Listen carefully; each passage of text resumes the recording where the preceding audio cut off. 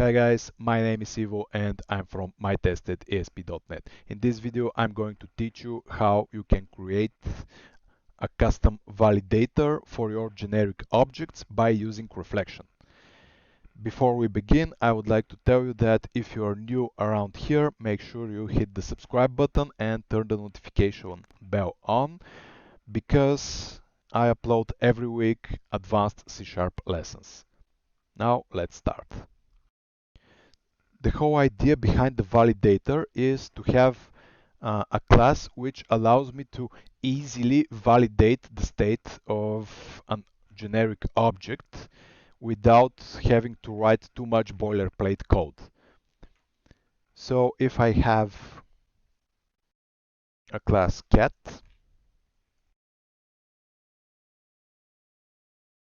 which will have some name property, some age property, and some color property, like this. You may have noticed if you used Entity Framework or ASP.NET that you can use using system.component model.data annotations to validate your objects. For example, I can specify that the name of the cat is required and it has a maximum length of 20 symbols and minimum length of, for example, 2. Then I may specify that the age should be between 0 or 20. It should be a good enough age for a cat. And I may specify that the maximum color length is 10, something like this. These attributes come from the .NET framework. They are built in, but they allow us to add custom attributes for with our own logic. Also, I would like to mention that the .NET framework already has a built-in validator, which is validator, this one. So you don't need to write, try validate object, for example, you don't need to write a custom validator for your application. This whole lesson is a practice to learn reflection and to see how easy it is to create abstract and reusable code. That's the whole purpose of the video. It's not that the custom validator is not working, the built-in validator is not working correctly. That's not the idea here. We just want to practice reflection and learn something from it. Okay, so I have these built-in attributes, so I'm going to use them for now. Then I'm going to create a custom attribute, and then I'm going to show you how to validate the object if it needs to have more than one property validated. For example, if the age of the cat is less than 1, the name should be undefined or something like that, or unknown, because the cat still does not have a name. Okay, so let's create a object validator class which will validate the logic. It will have a public void validate method which will receive a generic object. What I would need also is a validation result class which will provide whether the object is valid and it will provide a dictionary of all the errors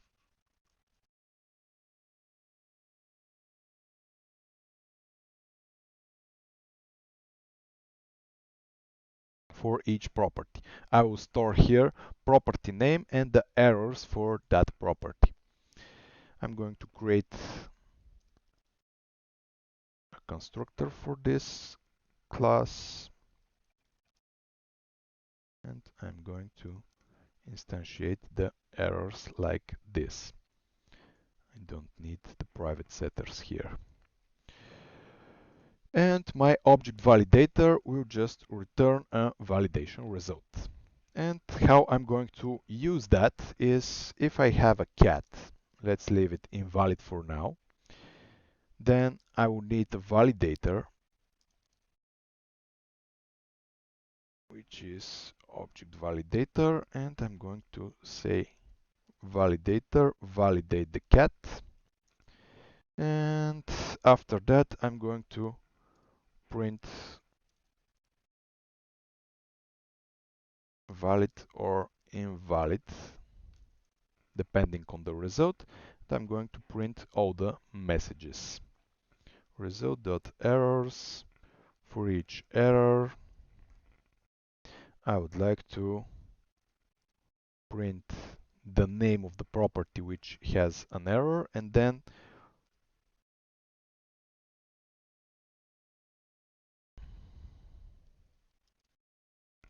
I would like to print each error message for the property, like this. Okay, now let's make the logic here.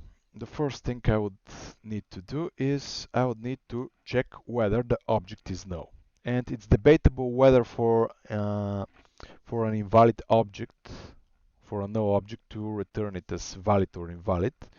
So I'm going to say that the object is valid because I would like to validate only the properties.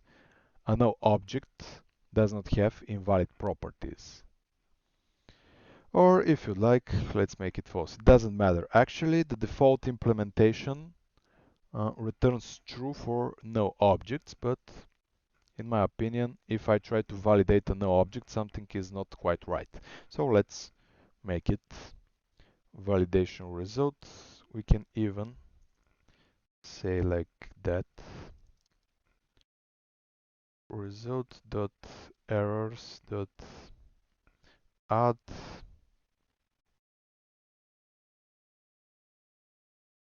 that the whole object is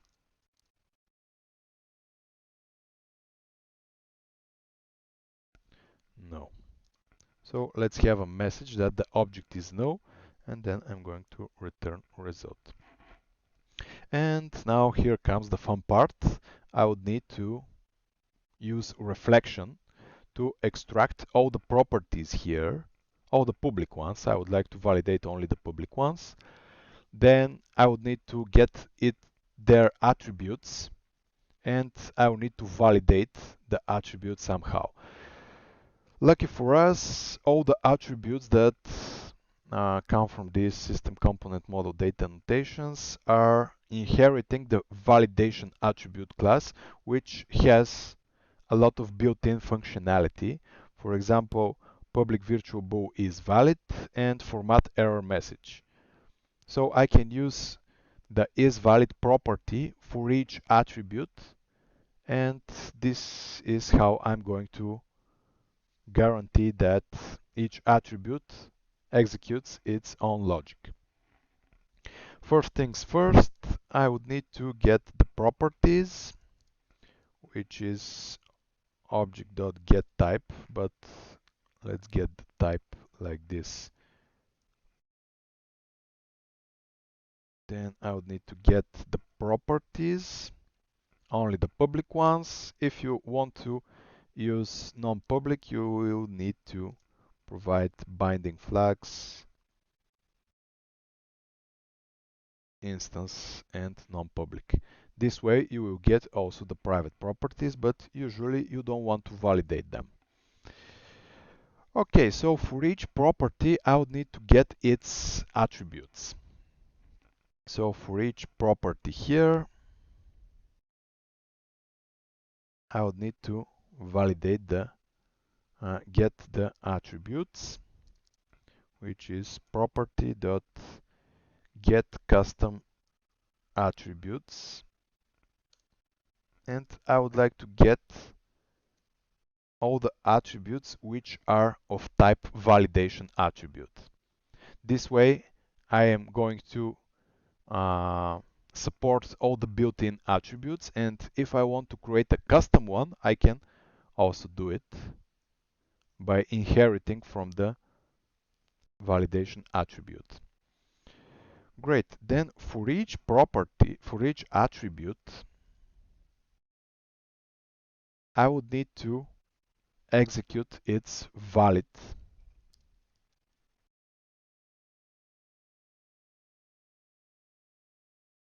method. And I would need to provide the value of the property here so that I'm going to validate it.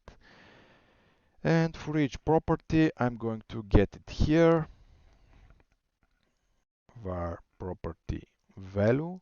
I'm going to say property get value, give me the value behind the property of the object which is passed here. So essentially I'm saying for the name property, give me whether the cat has name. And then I'm going to say check whether everything is valid here. Then if it is not valid, I would need to extract the error message, which comes from attribute dot format error message, and I would need to provide the property name here. So let's say property name equals property dot name, like that.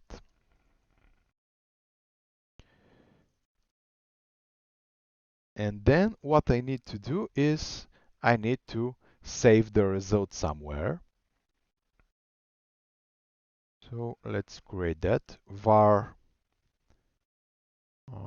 result equals new validation result. Bool is valid. Let's fix that because we don't currently know whether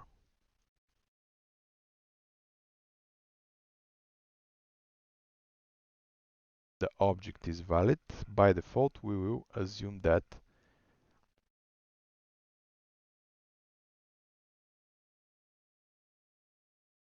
it's true.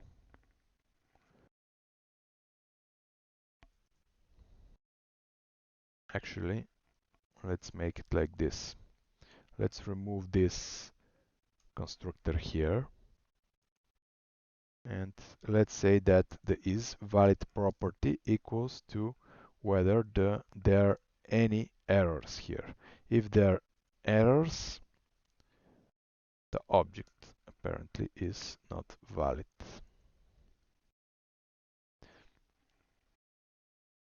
And I would need to fix that here. I would need to say var result equals new validation result and add a new error. Good. So if there's an invalid property, I would need to provide a new error here. And the errors should be, I'm going to add public void add error, string name, string message. Then I'm going to say if this errors contains key name, actually if it doesn't contain it, I'm going to say that this errors from name equals new list of strings. And then I'm going to say that this errors from name add the message. Like this. So apparently I'm going to say result add error like this. It will be easier to use from the client code. Add error, the property name should be provided because there's an error, and I'm going to specify the error message. Cool, so what I need to do at the end of the method is just return the validation result, which is populated from the attributes. So what we did for now is we checked all the public properties, get each property name and value. We got all the validation attributes on a single property. Then we call isValid, whether the attribute, uh, whether the property is valid according to the attributes logic. And if it's not valid, we extract the error message and add it to the result. Let's see how that goes. Invalid. The name field is required.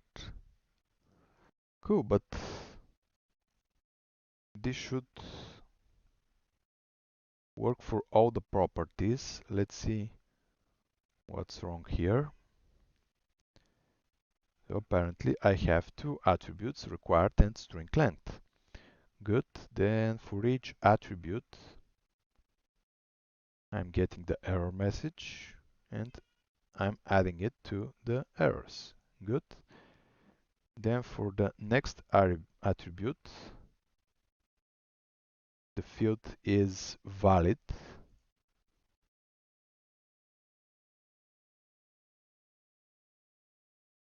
Yeah, got it.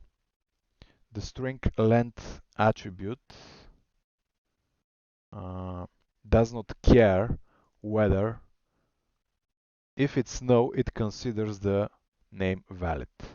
The range is working correctly because currently the range allows to have an age of 0. But if we put that the age should be between 1 and 20, then it will show again. So if I say the name of the cat is a single letter, that should not work because the field name must be a string with a minimum length of 2 and a maximum length of 20. It's cool that we have these built-in error messages, but of course, if we want, we can put some custom messages and they will continue working because the validation attribute works like that. So we already did most of our logic here, but we have some problems. The first thing uh, of this validator is that it doesn't allow us to validate multiple properties. For example, if the age of the cat is less than 2 years, the name should be unknown, something like this. So the default name should be unknown. Like the cat does not have a name if it's just born or something like that. Then what we need to do is we need to make sure that custom attributes also work.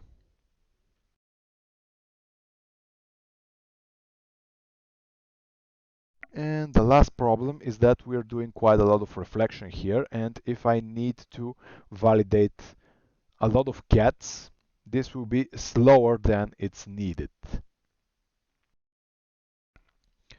So I'm going to introduce a cache. But before we improve our code, I would like to show you where you can find this source so that you can play with it.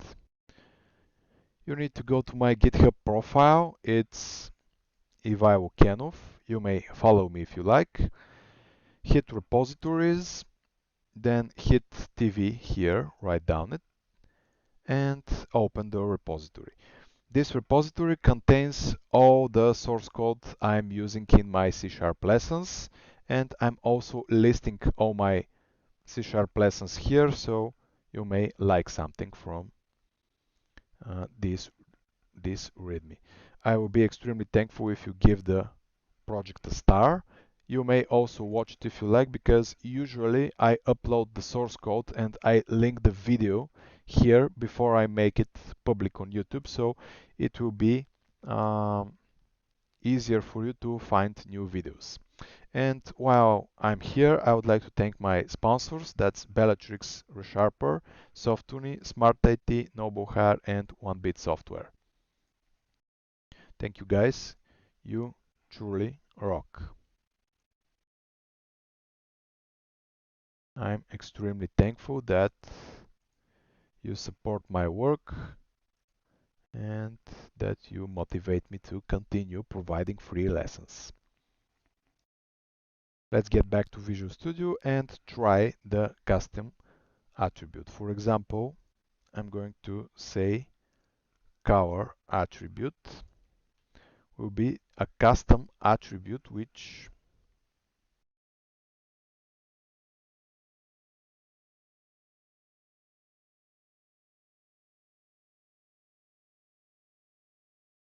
will validate the colors. Let's make it like this. Private list of string allowed colors, and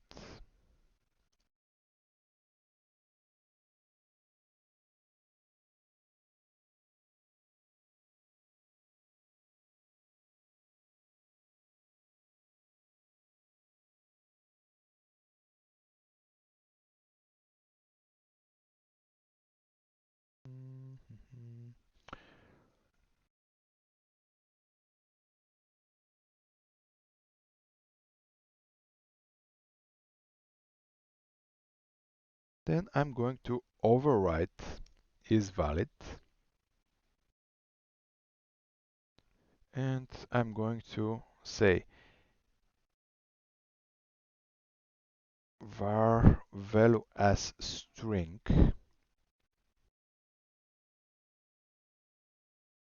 if the value is not a string. If the value is not a string, then most probably this attribute was misplaced. So I'm going to just return true, because that's not a color property. And if it is a string, then I'm going to validate whether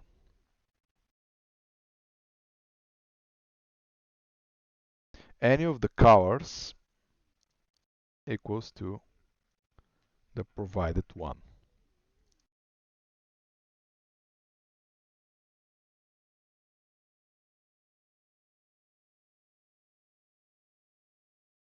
Like this. So if any of the colors is valid, it should be okay. For example, if I say black, white, and red is are the only possible values here, we should receive an error because the cat is yellow, for example. If I run it, I would see that the field color is invalid, which is kind of okay, but I would like to overwrite also the format error message, which will return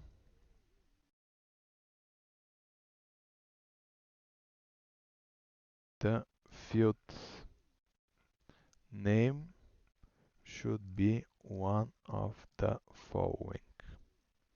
And then I'm going to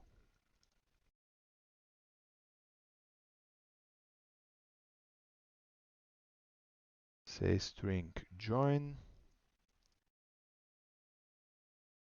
colors, like this.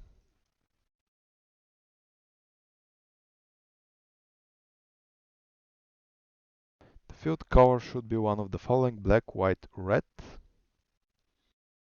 The field name should be one of the following. That's kind of okay.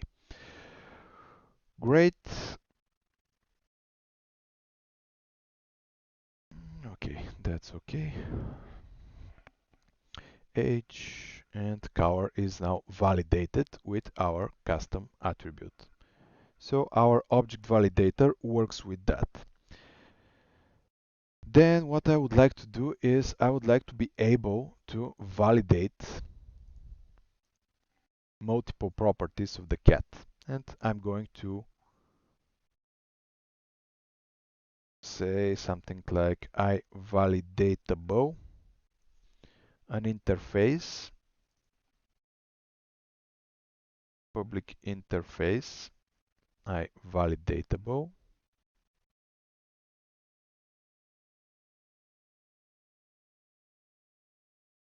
Sharper does not like the word validatable, but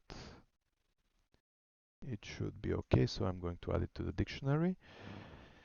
Then I'm going to say that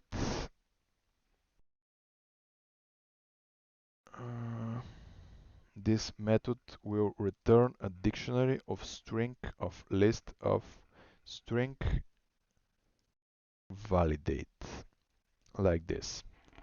It will return errors.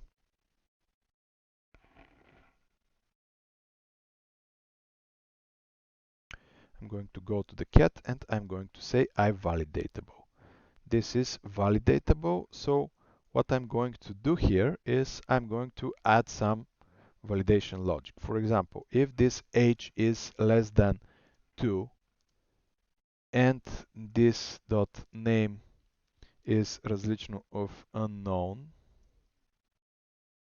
I'm going to return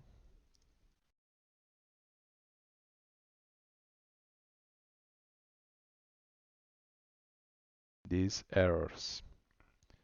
And I'm going to say that result dot from object equals new list of string, which has custom message, which is this cat is too young to have a name. Something like this, and I'm going to return result. This way I'm going to this way I can easily add validations to my logic, which needs more than one property. The built-in interface is iValidatable object, but I wanted to make everything custom. So here I can provide any kind of specific logic which does not work with attributes alone. Then if I put too much color, it will show multiple problems with the validation, so it's good to go. And let's add the logic for the iValidatable interface.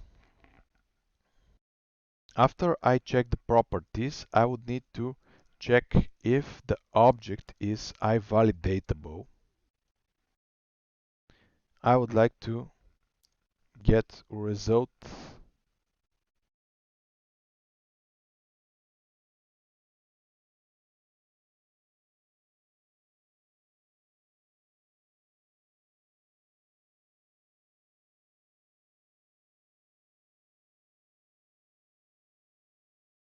if the object is iValidatable. I would like to get the additional errors I added, and I would like to add them to the validation result I'm building above. Add error, additional error, dot key. Then I would need to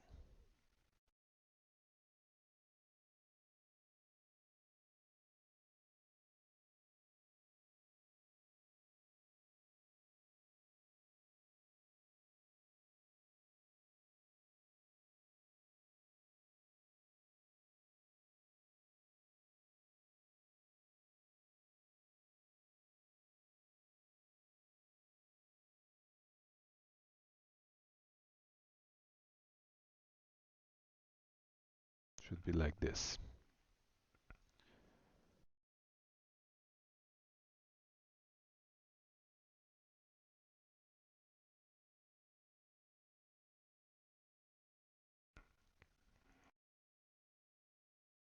Okay, so currently my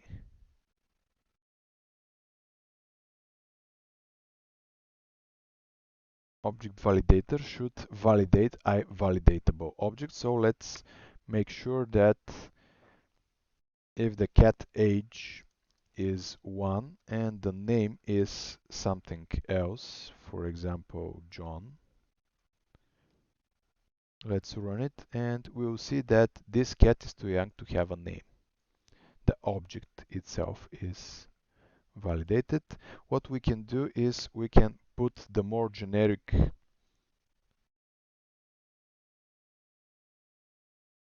errors above all others, and we can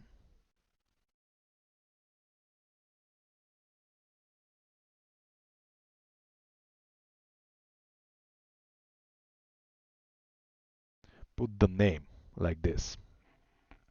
This way we will see that the cat is too young to have a name and the color is invalid. So let's write a valid cat for a change and see that, and everything is fine. So the last thing we need to do to our validator is to make sure that with all that reflection going on here, we need to refactor it and make sure that the reflection is cached. First, I'm going to extract some methods because this got too long. So I'm going to extract that here. Private void validatable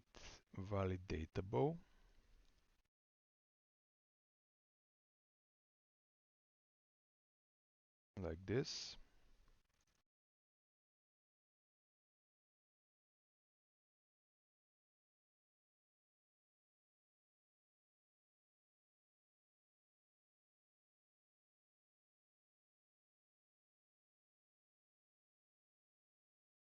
Then I'm going to say validate properties.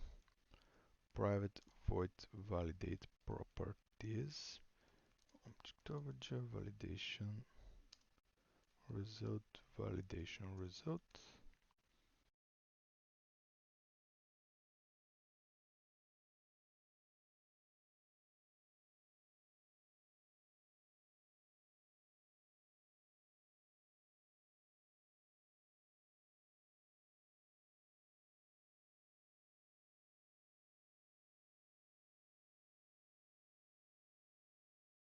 Like that. This should be more than enough. It's separated and it looks good. The last thing we need to do is to cache the reflection calls. Since the cat after compilation will not be able to change its properties and will not be able to change its attributes. So what we can do here is we can cache that information. We can cache all the properties and we can cache all the attributes so that we don't extract the reflection information more than once. I'm going to say private static concurrent dictionary. It will be concurrent. It needs to be concurrent in concurrent environment. So if you're using asynchronous code, it should be concurrent, but since it's just a demo, let's not overcomplicate it. I'm going to say that I want to have for each type here, I would like to have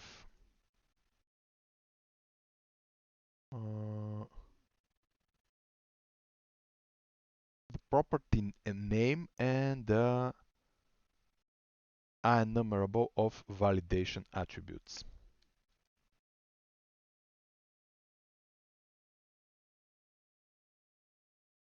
Like this, cache.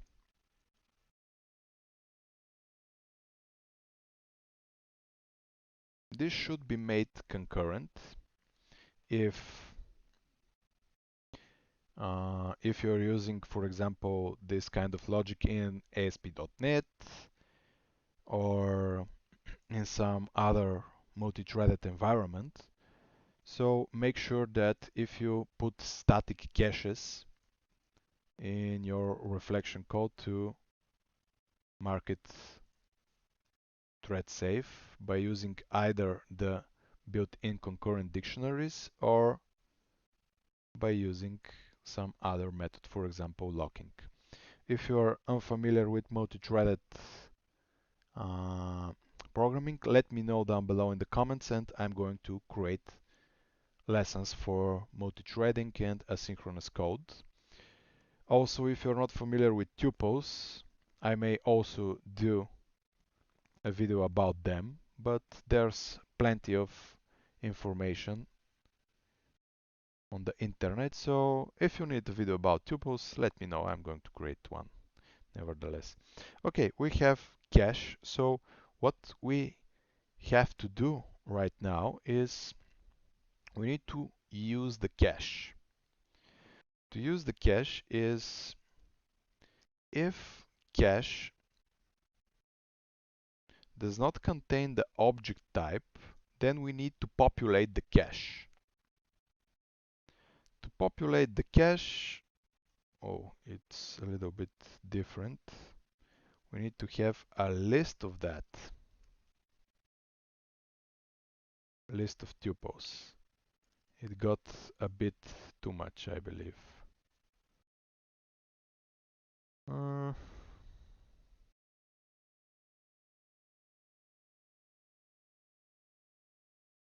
let's extract a private class which we are going to use. Tuples are fine, but it gets too ugly here, so let's extract a private class.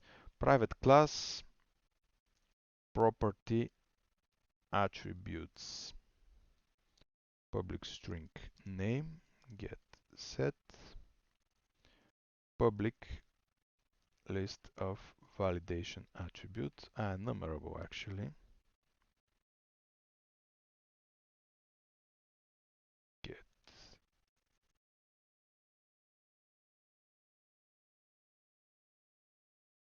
So I'm going to use list of property attributes. It looks better in my opinion, like this.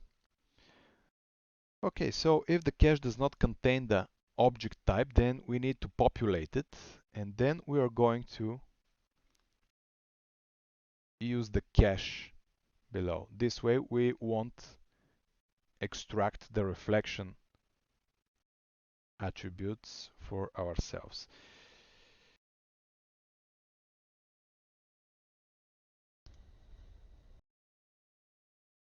So first we need to get the properties. So I'm going to get the properties, then for each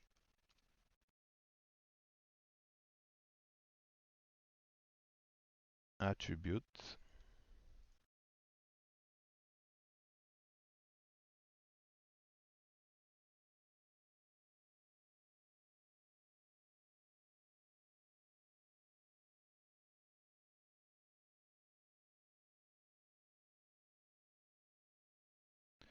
like this.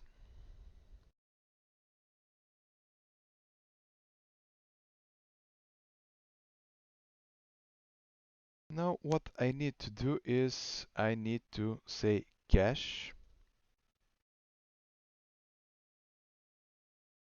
First I will need to say cache of type, of object type, equals new list of property attributes. Then for each property I would need to say cache of object type dot add new property attributes, which is the name of the property and the attributes here, like that. So if we have already seen a cat everything should be in the cache.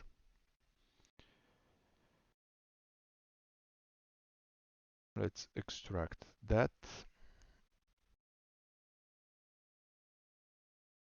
Private void cache type, like this, and I'm going to say type object type.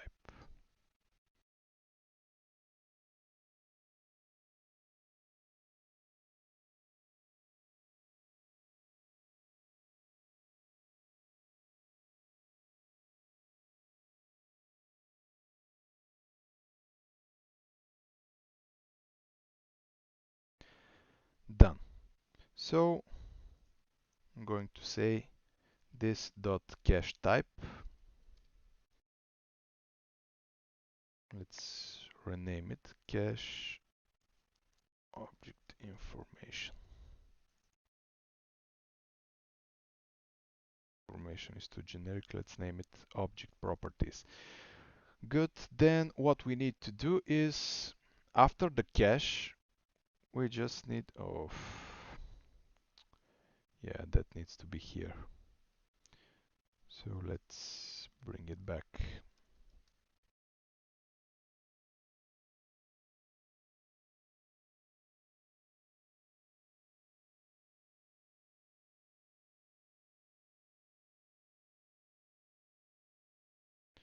We need to get the object type from the cache, and now we have the object properties. So for each property, we have the name, we have the attributes,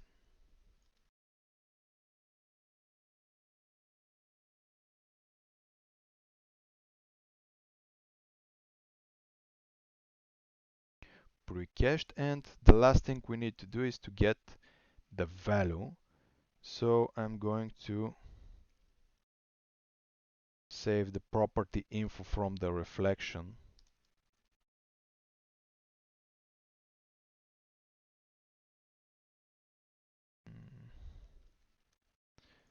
Like this.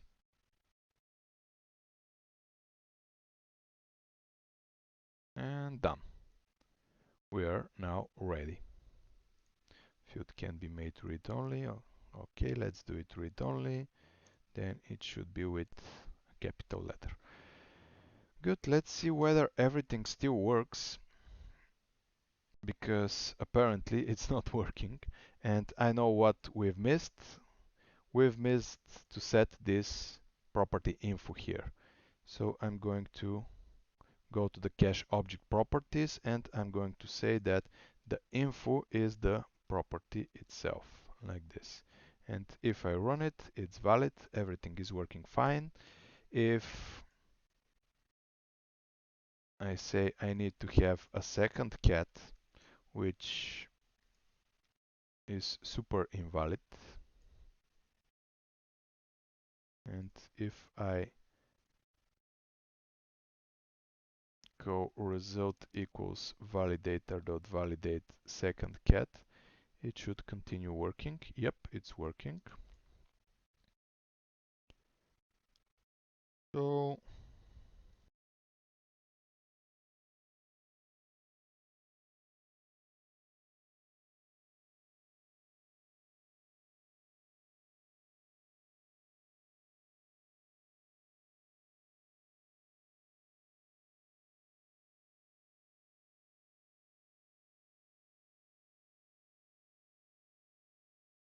print errors of the first result and print errors of the second result, like this. The first one should be valid. Let's put new string of 20 symbols, for example, like that, to see that the first object is valid and the second one is invalid. Great, we've done quite a lot of work here, and we learned hopefully some reflection tricks, the caching of the reflection, the attribute analyzation, and so on. Before we end this video, I would like to thank you all for watching. If you liked it, make sure you hit down below the thumbs up button. And before I finish recording, I would like to say that I'm creating in my free time open source libraries for ASP.NET. I have libraries for the web API and for the ASP.NET Core. These libraries are created in my free time, and they're essentially strongly typed unit testing libraries providing very easy fluent interface to assert the ASP.NET framework.